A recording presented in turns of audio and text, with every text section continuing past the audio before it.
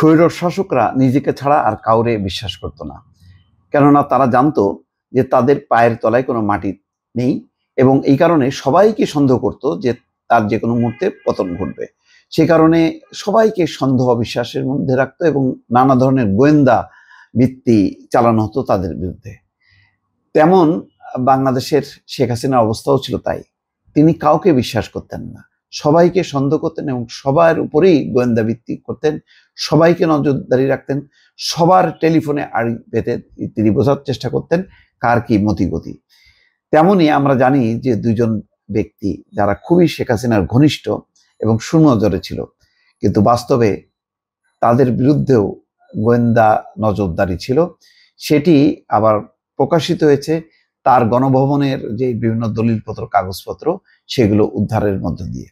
বেনজির ও সাকিবের বিরুদ্ধে গোপনে নজরদারি করছিল হাসিনা, অর্থাৎ বেনজির আহমেদ এবং সাকিব আল হাসান দুজনেই তার প্রিয় ভাজন।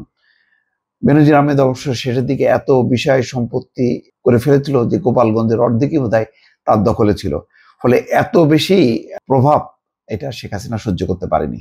সেই কারণে কিন্তু তার কাছ থেকে পুরোটা সময় তার কর্মজীবনে তাকে পুলিশের আইজি, তার আগে র্যাবের ডিজি, যতগুলো বড় বড় পদ আছে সমস্ত পদেই এই গোপালগঞ্জের লোক বেনজিরকে রেখেছে।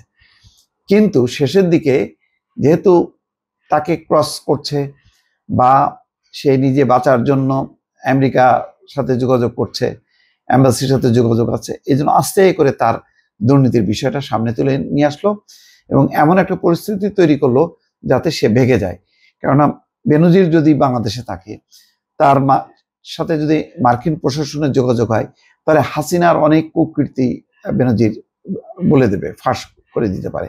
সেই কারণে কৌশলে তার বিরুদ্ধে মামলা টামলা করে এমন একটা অবস্থা, শেষে সপরিবারে সে দেশ থেকে ভেগে গেল।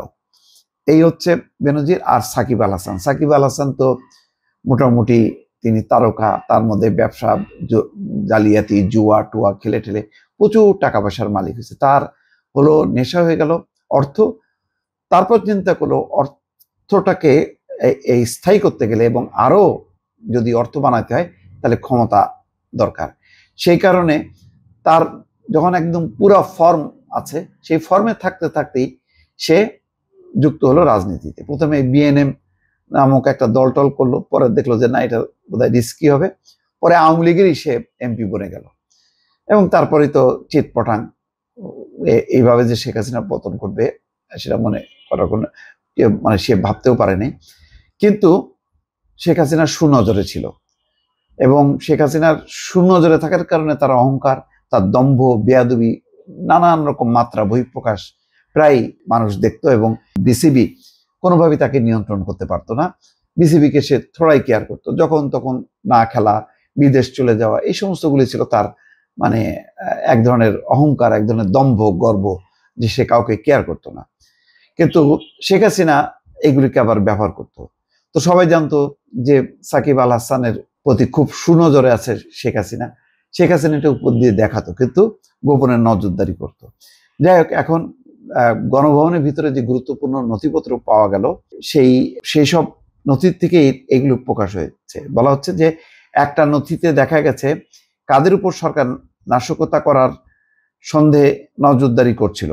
সাবেক আইজিপি বেনজির আহমেদ আর ক্রিকেটার সাকিব আল হাসানের বিরুদ্ধে গোপনীয়তার সাথে অভ্যন্তরীণ তদন্ত করার পরামর্শ দেওয়া হয় এই নথিতে।